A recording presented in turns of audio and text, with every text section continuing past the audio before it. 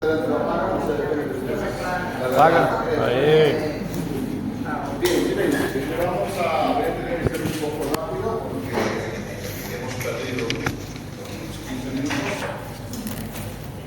Antes, recomendaciones, no se olviden, todos tienen que estar con un grupo de prácticas, ¿no? Si no saben qué grupo le corresponde, pregúntenle a Claudio, que es el responsable, ¿ya? Entonces, ya les va a indicar, ya saben todo el movimiento. Si hay algo nuevo, ¿no? Entonces, eso no se olviden, porque ya estamos avanzando la primera semana de prácticas. La próxima semana empieza la segunda semana, que es para los alumnos que se han montado en el grupo 2, para los alumnos del grupo 1.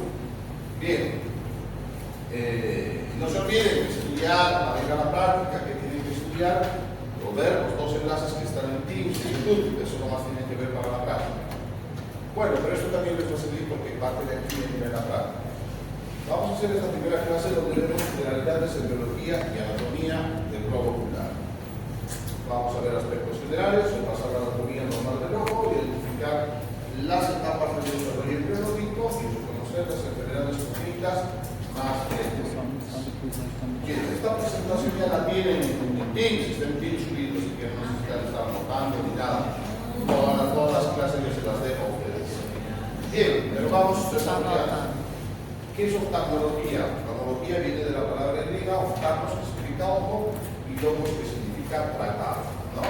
Entonces sería el tratado o el estudio del ojo. Sin embargo, esa definición es muy corta, así que sería más correcto decir que la oftalmología es una especialidad médica que se ocupa del estudio de los ojos, sus anexos, la vía óptica y todos los elementos relacionados con la visión, así como también las patologías que le pueden afectar al sistema visual y el tratamiento de las mismas. Bien, el ojo, como todos sabemos, desde que estamos en el colegio, es el órgano de la visión, ¿no? Tiene un peso aproximado de 7.5 gramos, y si medimos el ojo de adelante hacia atrás, tiene que tener un diámetro de entre 23 a 25 milímetros, que es lo normal, ¿ya? Esto es obviamente en una persona adulta, no se puede ser en un niño, porque en el niño el ojo va creciendo y va modificando su tamaño.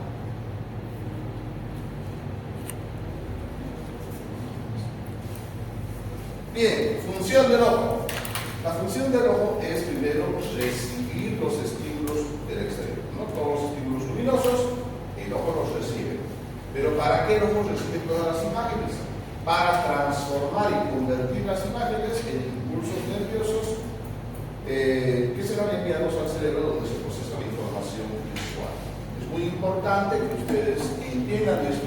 Esto es lo fundamental en el ojo. Recibe la imagen, la transforma para que el cerebro pueda interpretar esa imagen. Lo que les digo en la práctica, el cerebro no puede reconocer las imágenes luminosas, ya por más que nosotros abramos un cráneo y calculemos imágenes sobre el cerebro jamás las va a ver, porque la única forma que el cerebro reconozca las imágenes es que primero el ojo transforme todas esas imágenes en impulsos nerviosos visuales que el cerebro va a poder usar para reconstruir la imagen y entonces poder interpretar lo que se está viendo.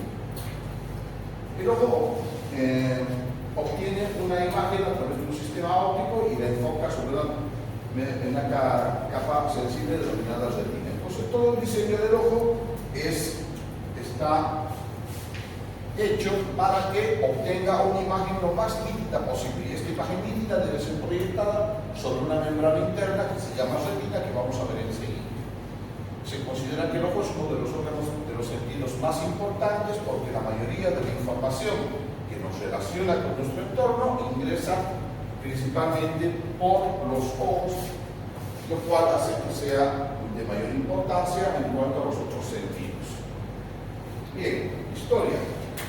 Ya en la antigüedad, tanto en Egipto como en Grecia, existen antecedentes, ¿no? Referencias de la preocupación que existía en esas épocas por tratar algunas enfermedades oculares, ¿no? Entonces, podemos ver aquí un ejemplo. Esta es una escultura de madera de un monje, ¿no? A ver, ¿quién me dice qué nota en el monje? ¿Qué alteración nota?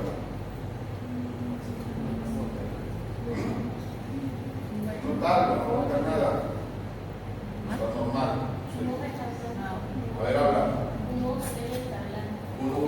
blanco y el otro está negro, ¿será eso normal? No. Bien, esta es una de las representaciones que existe, ¿no?, de una patología que se llama catarata. Seguramente este monje tenía una catarata en su ojo izquierdo y lo han representado de esa forma, ¿no? Bien, también hay testimonios escritos como el Códice de Hammurabi y el Papiro de Ebers. Son muy antiguos, 1750 a.C. y 1550 a.C. Hablaban sobre la praxis médica, sobre procedimientos para tratar patología ocular y algunos tratamientos para enfermedades oculares. Obviamente en esas épocas ellos lo hacían con aceites minerales, lo hacían con sangre, lo hacían con miel y muchas otras cosas más, que era el conocimiento que tenían en ese. En el siglo VI a.C.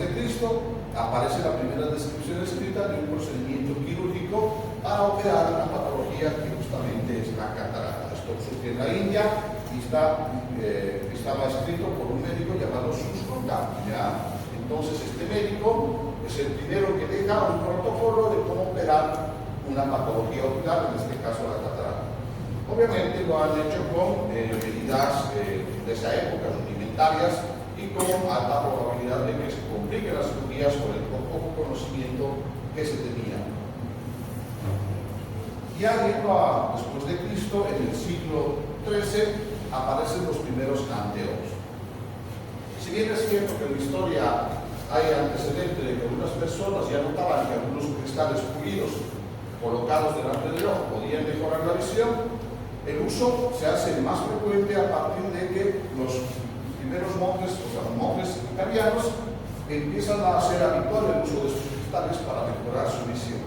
Surgen unas fábricas en Italia y empiezan a fabricar de forma masiva estos lentes, estos cristales pulidos que, colocados frente a ojos, mejoraban la visión, especialmente en una patología que después vamos a conocer, que se llamaba presbicia.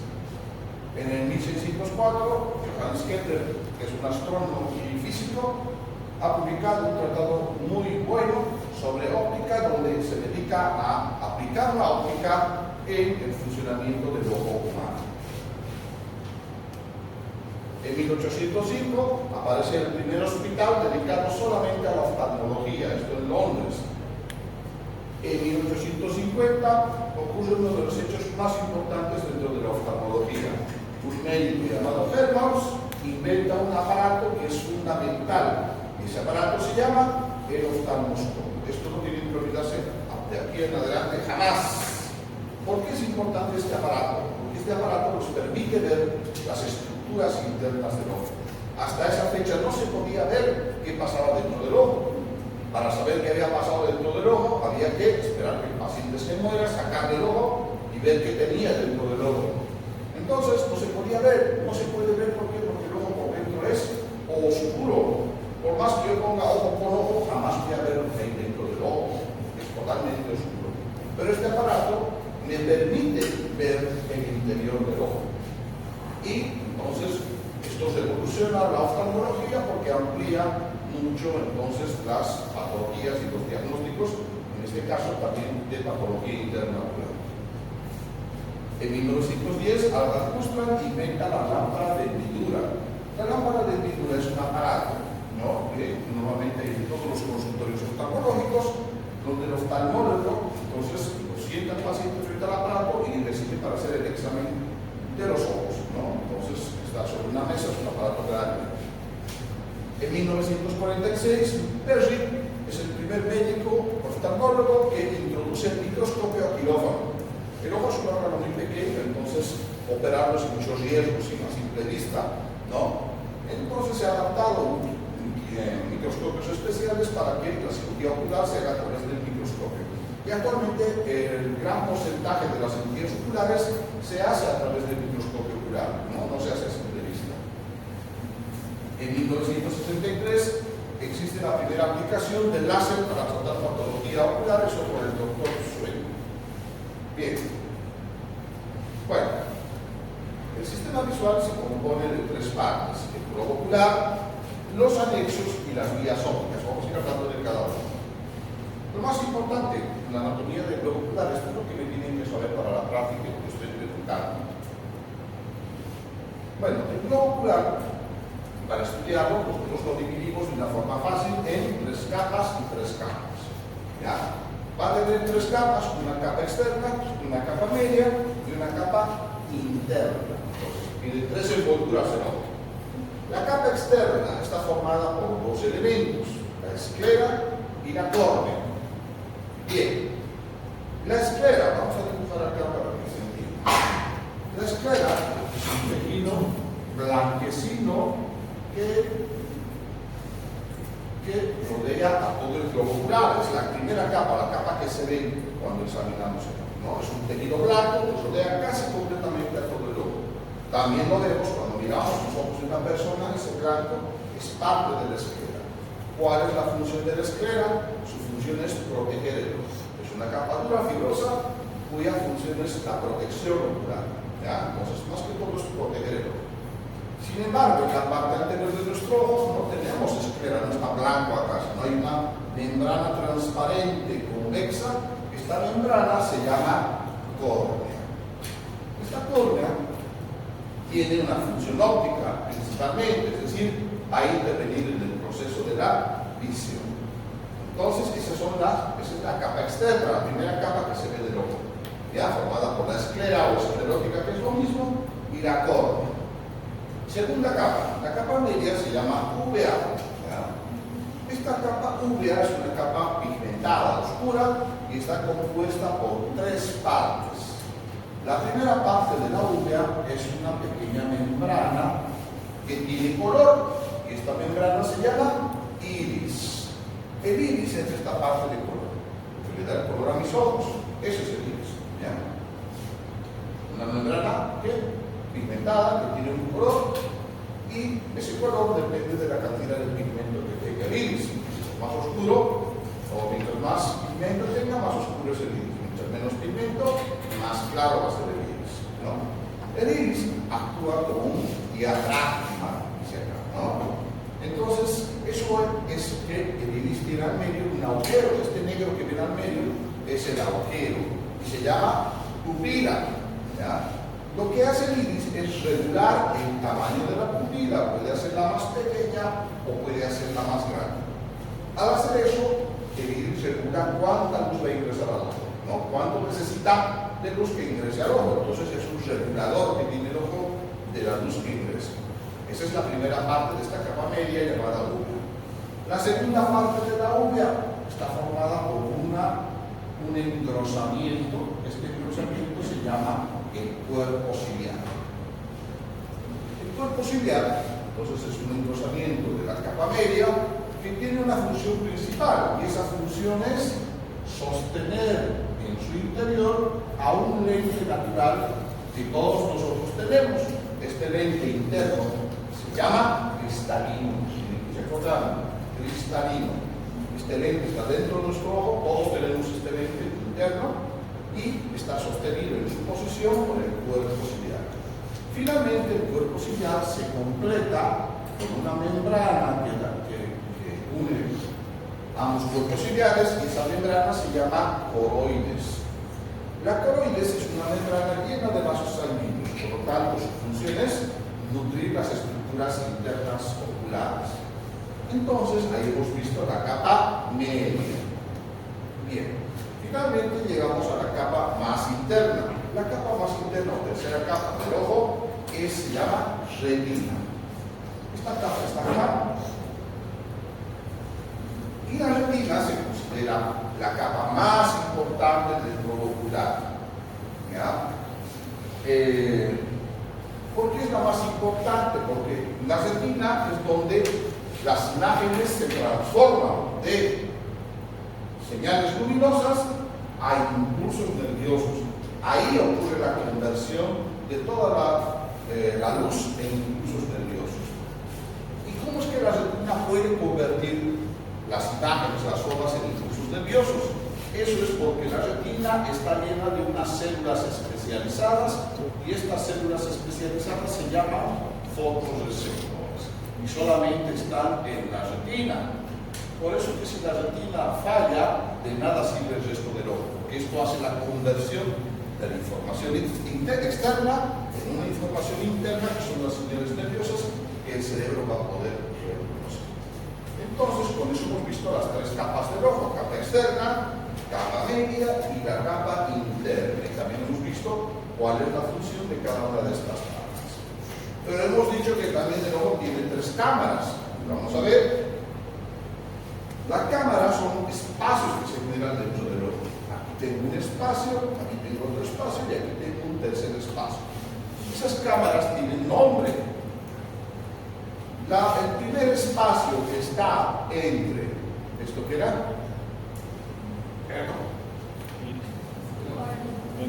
La córnea y el iris. Este espacio que le vamos a poner el número 1, este espacio se llama cámara anterior. Bien. El segundo espacio que está entre el iris y el cristalino, este otro espacio que le vamos a poner el número 2, se llama la cámara posterior. Esta es la cámara anterior y esta es la cámara posterior. Tengan en cuenta eso, porque en el examen a veces pongo eso.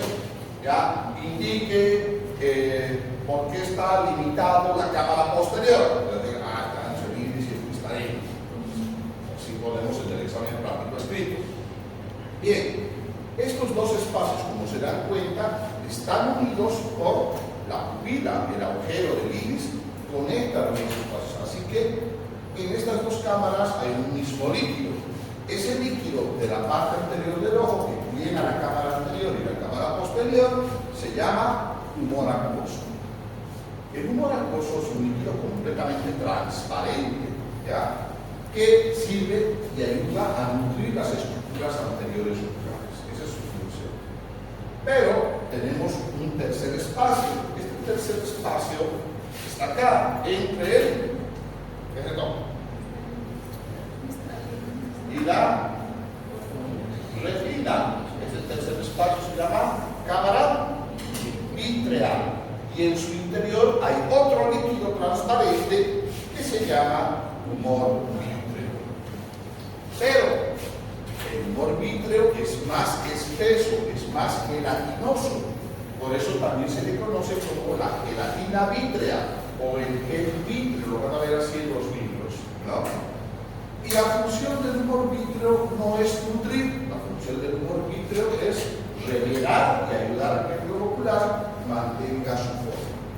Con eso hemos visto las tres capas y las tres cámaras del ojo.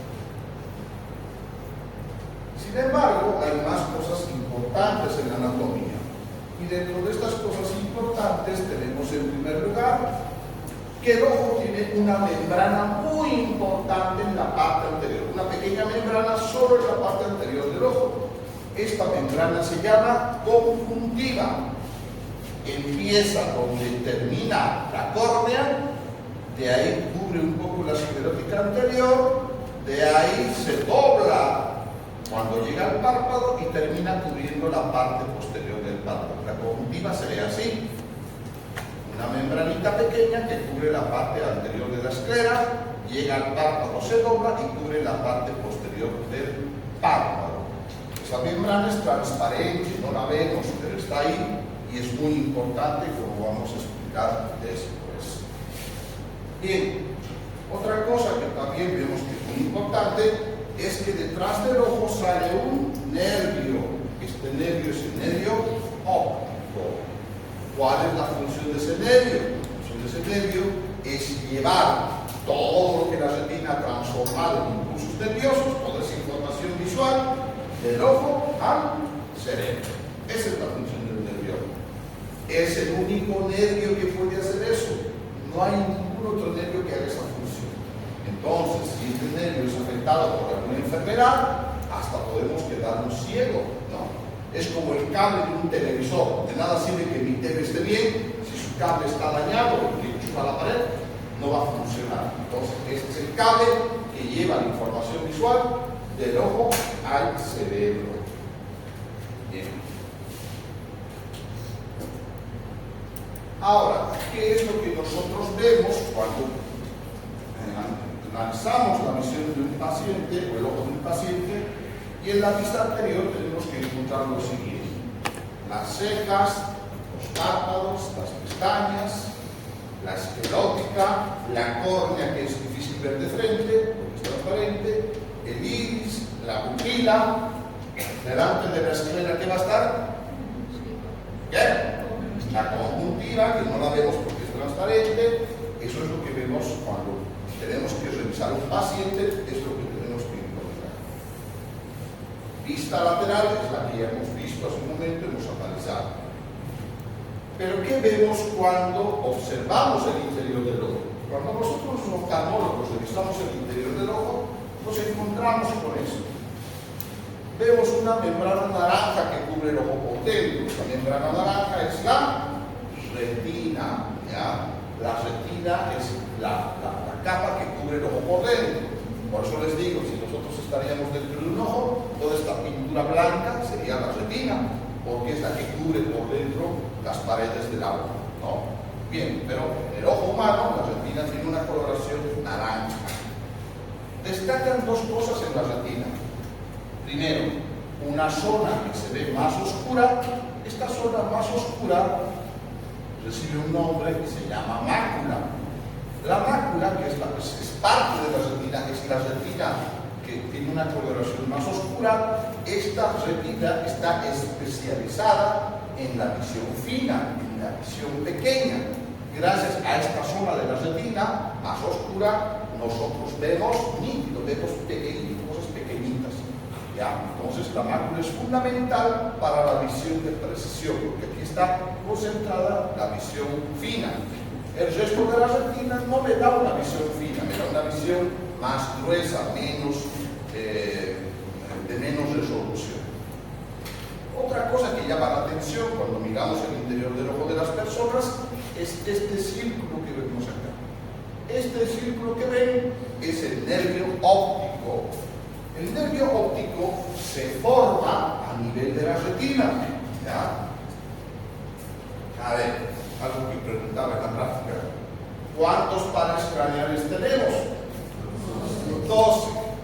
De esos 12 pares craneales, solo 2 no nacen en el tallo encefálico. Uno, nervio óptico, porque se forma en el ojo. 2, nervio olfatorio, porque se forma en la nariz, ¿no? Esos 2 únicos pares craneales se forman fuera del tallo cerebral. Los otros pares craneales tienen su nacimiento en la protuberancia, en el mesencéfalo. Bien, el nervio óptico se forma entonces a nivel de la retina. Una vez que los fotorreceptores han transformado la imagen, envían fibras nerviosas y estas fibras nerviosas van a formar este círculo. Este círculo está formado lleno de fibras nerviosas y esto se llama el nervio óptico, la cabeza del nervio óptico. Una vez formado, recién sale por detrás del ojo como un cordón. ¿Ya? Bien, en este lugar donde se forma el nervio óptico no hay retina. Es por eso que este lugar, proyectado en nuestra visión, es nuestro punto ciego. Todos tenemos una zona ciega donde no vemos, ¿ya? Y es porque corresponde al lugar donde en el interior de nuestro ojo se forma el nervio óptico. Ahora la pregunta, ¿por qué no vemos ese punto ciego? ¿Por qué no vemos esa zona ciega? Eso es tema para la siguiente teoría. Ahí les explico. Bien. Anexos. Terminado la anatomía del globo ocular, hablamos de los anexos oculares. ¿Qué son los anexos oculares? Son estructuras que complementan al ojo. ¿Ya? Estos anexos, para entenderlos mejor, podemos dividirlos en dos grupos. Los anexos del sistema oculomotor y los anexos del sistema de protección. Los del sistema oculomotor se refiere a un grupo de músculos que tiene el ojo por fuera. Como estos músculos están por fuera del ojo, a estos músculos se los conoce como los músculos extraoculares. ¿Ya? Cada ojo tiene 7 músculos extraoculares. De estos 7, 6 se insertan en el ojo y sirven para darle el movimiento. Para que yo mire en todas las direcciones, arriba, abajo, izquierda, derecha, oblicuo, en todas las posiciones, es gracias a esos 6 músculos. Pero el séptimo músculo es un músculo que se desvía, es este que está acá, se desvía y en vez de insertarse en el ojo, ese se inserta en el párpado superior. Entonces, este músculo se lo conoce como el elevador del párpado. Y como siempre les digo, gracias a este músculo, ustedes tienen los ojos abiertos. Si este músculo falla, el párpado se cae, no lo podríamos tener abierto. Bien. Anexos de protección son estructuras destinadas a proteger el ojo. Empezamos por la órbita, el hueso que rodea el globo ocular, los párpados, las pestañas, la conjuntiva y todo lo que es el aparato lacrimal. Bien. Anatomía de las vías ópticas. ¿Qué son las vías ópticas? Es una red neuronal que parte desde el ojo hasta llegar al cerebro. No se olviden que toda la información visual tiene que llegar al cerebro. Va a comenzar en los ojos y va a viajar por el nervio óptico y otras estructuras que vamos a ver en la próxima teórica hasta llegar finalmente a la corteza occipital, donde está el centro visual. Pero no vamos a detallarlo eso. Bien, desarrollo de la visión. A pesar de contar con todas las estructuras oculares completas, el sistema visual de un recién nacido es inmaduro y solo se irá desarrollando a medida que la corteza cerebral recibe estímulos apropiados. Se perfecciona en base de la experiencia visual que se adquiere durante los primeros años de vida. ¿Qué quiere decir eso? Que cuando nosotros nacemos, nuestra vista es pésima, mala, los bebés no ven bien, ven muy mal. ¿Ya? Ahora, esta visión se va a desarrollar de por sí, de forma espontánea, no. Para que nuestros ojos alcancen todo su potencial visual, tienen que ocurrir una cosa. Y esa cosa es que nuestros ojos, desde que somos bebés, reciban una estimulación adecuada con imágenes claras. El percibir imágenes claras de mi entorno estimula a mis ojos y a mi cerebro a que vaya desarrollando la visión. Es por eso que si nace un bebé y nosotros le tapamos un ojo, le cubrimos un ojo y lo dejamos así 3 años, a los 3 años le sacamos el tapón, ese ojo va a seguir con la misma visión con la que ha nacido, una visión pésima. No va a desarrollar nada la visión. No se olviden que para desarrollar la visión necesitamos la estimulación externa con imágenes claras. Bien, el recién nacido reacciona a la luz, a los 2 meses ya puede seguir objetos en movimiento, a los 4 meses mejora su visión de colores y los movimientos oculares, a los 6 meses aparece la visión binocular. ¿Qué quiere decir eso? A los 6 meses el cerebro aprende a manejar los ojos juntos en una misma dirección. Ninguno de ustedes puede mirar un ojo arriba y el otro abajo, ¿alguien puede hacer eso? No, ¿verdad? Entonces siempre que miro arriba, el otro ojo le sigue, miro a la izquierda, el otro ojo le sigue. Entonces los ojos siempre se vuelven de forma coordinada, pero el cerebro aprende a hacer esa coordinación entre los 4 y los 6 meses. Es por eso que es normal, hasta antes de este tiempo, que los bebés a veces ocasionalmente desvíen un ojito temporalmente, pero después el ojo se vuelve a su normalidad. Ahora, si el ojo está desviado de forma permanente, eso ya no es normal. Bien, al año de edad completa el desarrollo del campo visual, a los años siguientes existe una maduración progresiva y finalmente la visión termina de desarrollar aproximadamente a la edad de los 9 años. Nuestra vista no va a desarrollar, no va a mejorar más allá de los 9 años. ¿No? En consenso es esa edad, los niños se creen un poquito más, pero bueno, ponemos en promedio los 9 años. La visión que todos ustedes tienen es la visión con la que han llegado a sus 9 años. ¿Ya? Y ahí, pues, si han desarrollado todo su potencial visual, pues están con todo su potencial visual. Y si no ha habido algo que evite ese desarrollo, pues eso genera una enfermedad que vamos a hablar enseguida. Bien, el recién nacido ve un 5% de lo que ve una persona adulta, por eso hemos dicho que la visión es mala, ¿no? A los 2 a 4 meses alcanza el 20%, al año de edad el 40%, a los 3 años el 50% y a los 5 a 6 años el 100% de su potencial visual.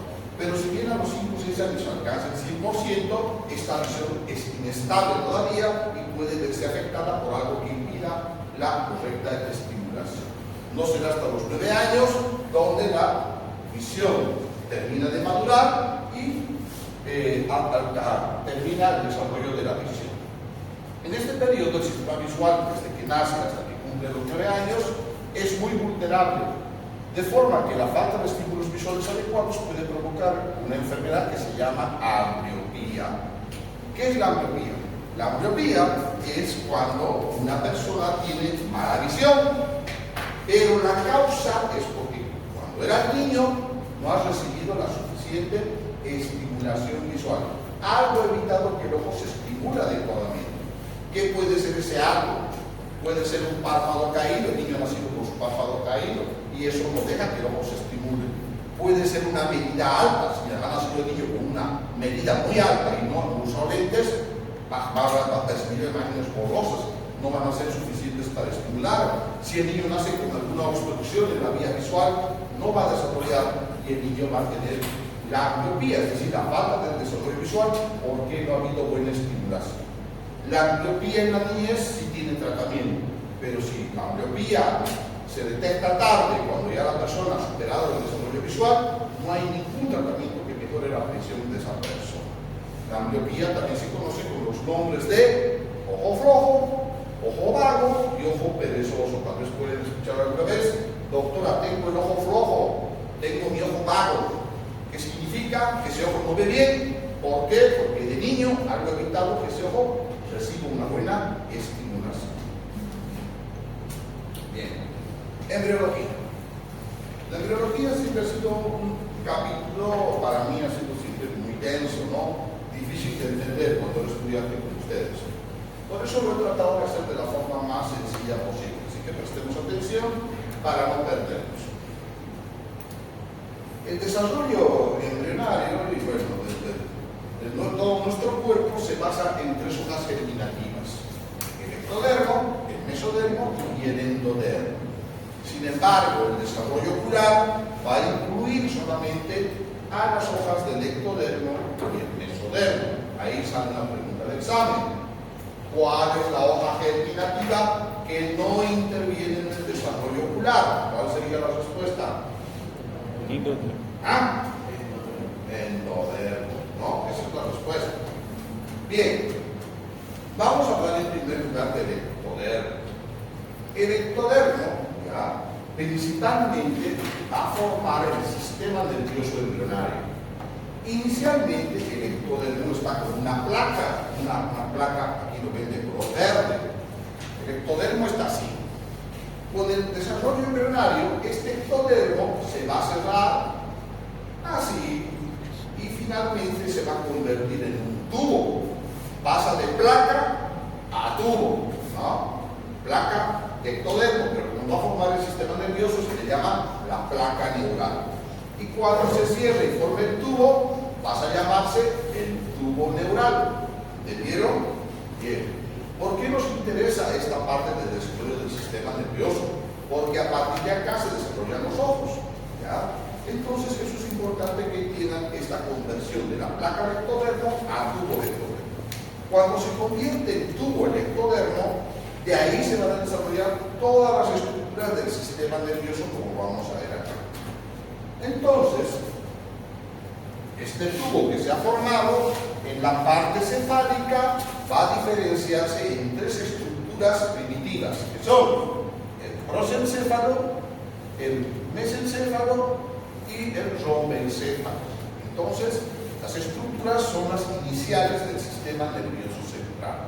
Nuestro tubo hace unas dilataciones y se forman estas estructuras.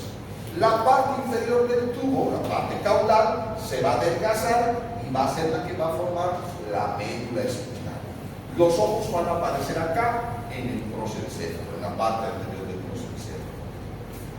Un dato importante que tienen que también saber es que cuando el ectodermo se está cerrando y volviéndose tubo, una parte del ectodermo se separa. Hay un ectodermo que se libera y ese ectodermo pasa a llamarse el ectodermo superficial, que va a formar otras cosas que no son del sistema nervioso, ¿ya? No sé si lo ven acá. Esta es la placa del ectodermo, en el celeste, sí se va cerrando, pero este globo que ven acá también es el ectodermo, que al final se libera y se separa del ectodermo. Entonces hay un ectodermo neural que forma el sistema nervioso, y un ectodermo superficial, que principalmente este ectodermo está dedicado a formar epitelios en nuestro cuerpo. Bien. El desarrollo ocular embriológico tiene tres etapas. Cuando se está cerrando la placa del ectodermo, aparecen unas entradas que son la primera señal de que los ojos están apareciendo. También nos pregunta el examen, ¿no? ¿A qué edad aparecen? ¿Cuál es la primera señal de la aparición de los ojos en el desarrollo embrionario? Tendrán que poner los surcos ópticos, que esto ocurre en el día 22. Entonces, cuando se está cerrando la placa, aparecen estas entradas llamadas surcos ópticos, primera señal de que los ojos ya están apareciendo. Estos surcos pequeñitos, cuando se ha cerrado el tubo neural, aquí ya lo hemos cerrado, se agrandan y van a dar lugar a la segunda etapa del desarrollo ocular, que se llaman las vesículas ópticas primarias. Una vez pasado un tiempo, estas vesículas, estos agrandamientos, sufren una invaginación y van a dar lugar a la vesícula óptica secundaria. Esta vesícula óptica secundaria también se conoce con el nombre de la copa óptica.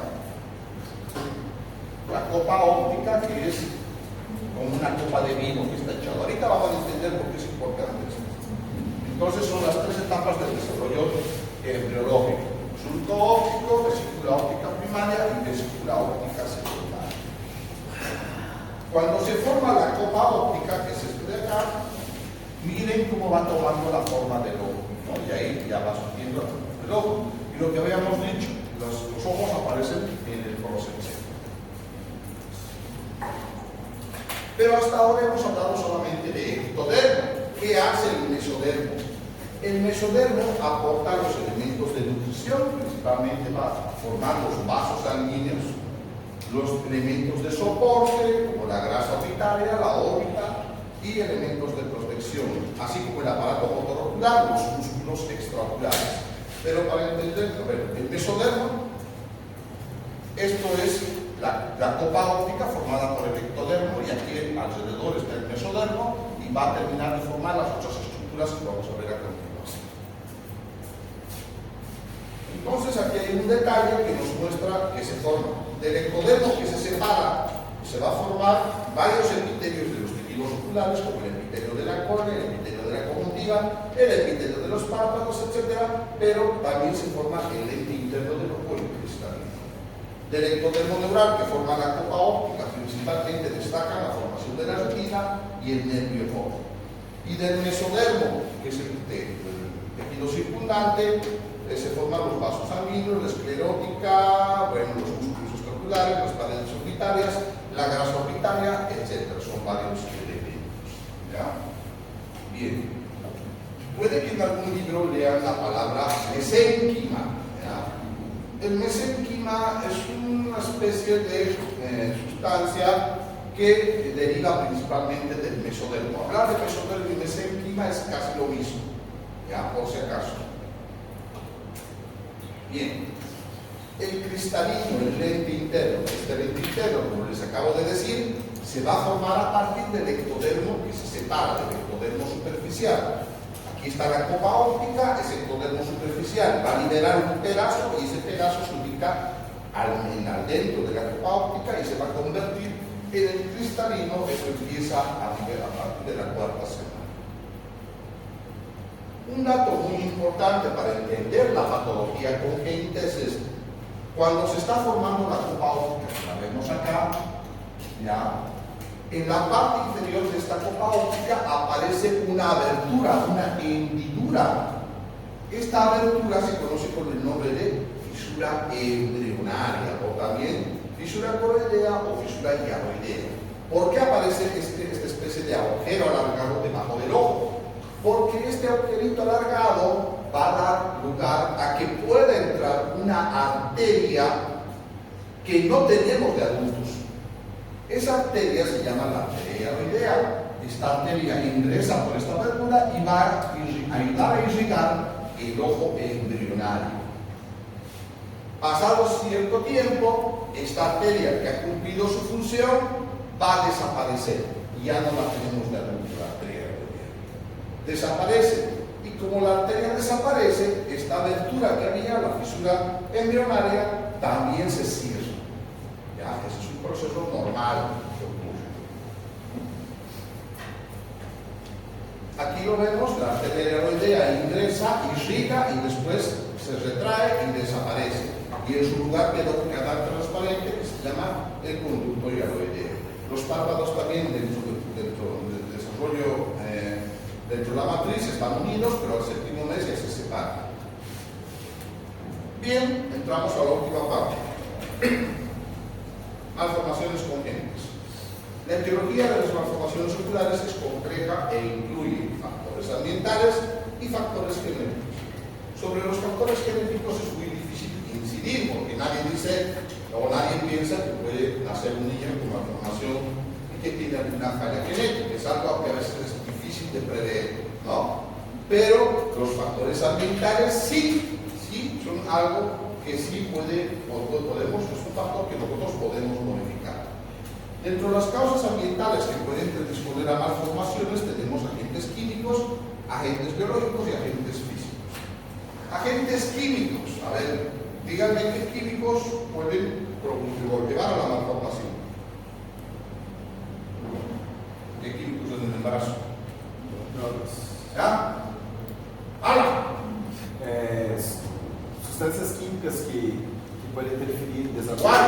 Drogas. Drogas. ¿Qué más? Yodo. Medicamentos para Medicamentos en el embarazo. ¿Qué? Tabaco, sí. Muy bien, son los principales. Hay más, ¿no? Pero son los principales. Entonces, si la mujer se expone a ese tipo de elementos, pues puede llevar a una malformación. Agentes biológicos. Cuando hablamos de agentes biológicos, nos referimos a microorganismos que predisponen a malformaciones. ¿Cuáles son los más comunes? Toxoplasmosis, sífilis, rubéola, torch, dice ahí. ¿Está bien? Torch.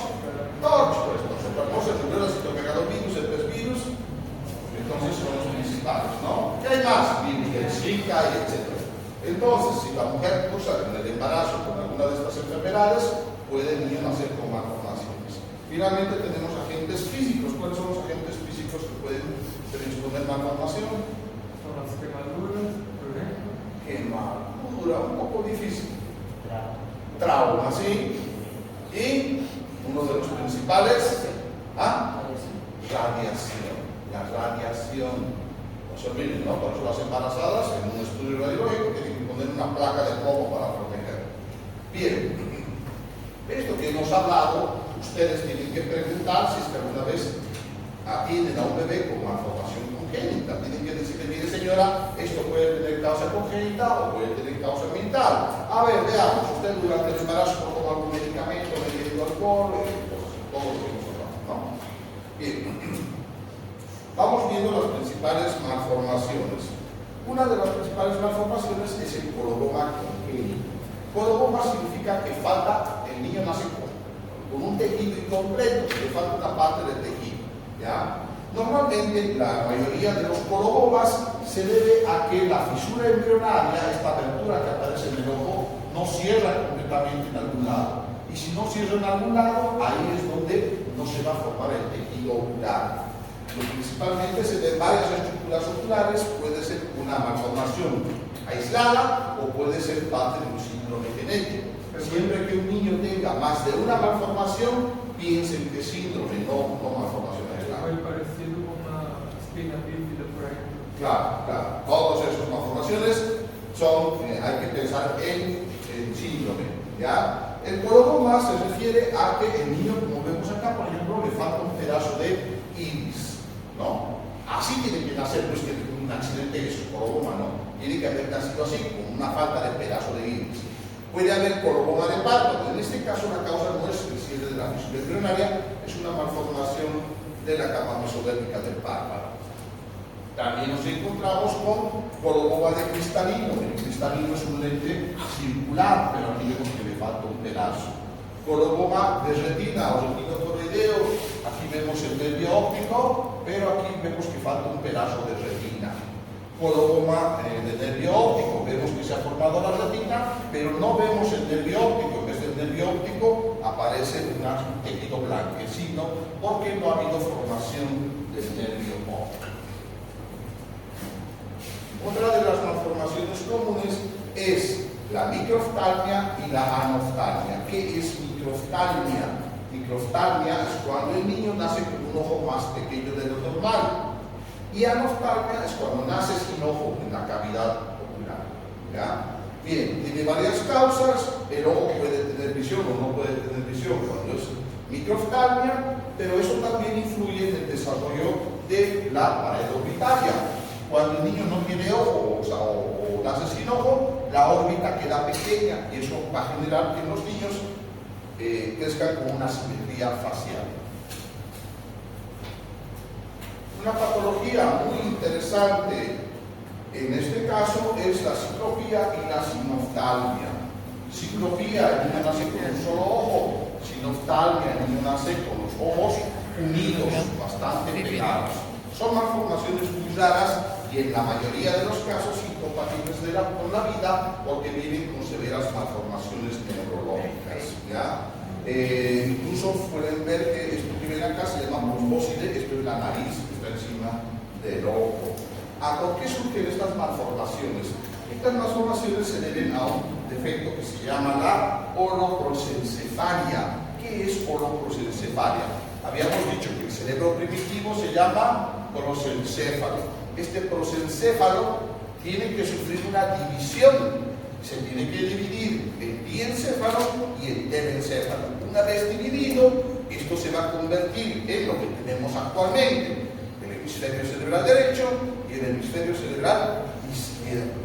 Si el cerebro primitivo no llega a separarse, no llega a dividirse, es donde surgen estos casos donde los ojos tampoco alcanzan una división. Catarata congénita. La catarata, ¿qué es la catarata? Es cuando el lente interno que tenemos dentro del ojo, que habíamos llamado cristalino, como su nombre dice, debería ser como el cristal, nace opaco, envasado, manchado. Entonces, cuando el cristalino está opaco, no se llama ya cristalino, cambia de nombre y se llama catarata. En los niños que están catarata tienen color blanquecino. Por ejemplo, los niños cuando nacen se les ve la pupila de color blanco porque justamente el cristalino está cerca de la pupila y se puede ver ese cambio de color a través de la pupila. Aniridia, cuando nace sin iris y la parte del color de los ojos.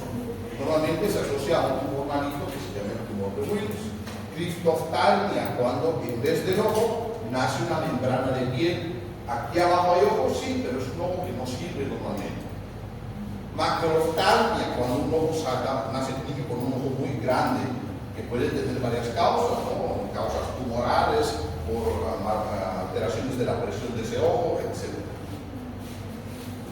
Quiste dermoide, son quistes con los cuales nace el niño y estos quistes suelen estar al final de la serie. Esto tiene que ser desde el nacimiento. Doctor, desde que nace tiene esta bolita acá. Estos suelen tener restos embrionarios que no producen daño, pero por estética obviamente se opera y se retira, ¿no? Persistencia de arteria eroidea. Hemos dicho que esta arteria solamente está disponible en el desarrollo embrionario, pero en algunas personas la arteria eroidea logra subsistir y aquí la podemos ver como un cordón que está atravesando el ojo, que esto no debería tener nadie porque no es normal. ¿No? La persistencia de esta arteria puede predisponer a hemorragias internas oculares.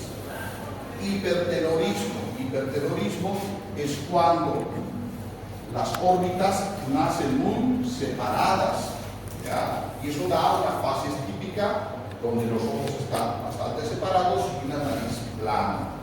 Y hay muchas otras malformaciones, pero hemos considerado las más importantes. Bien, ahí acaba esta clase. Bien, entonces, estamos sobre la hora, muchísimas gracias por acá. ¿Qué falta la lista de asistencia? Yo soy de la práctica, ¿ya? Acérquense aquí. Pueden irse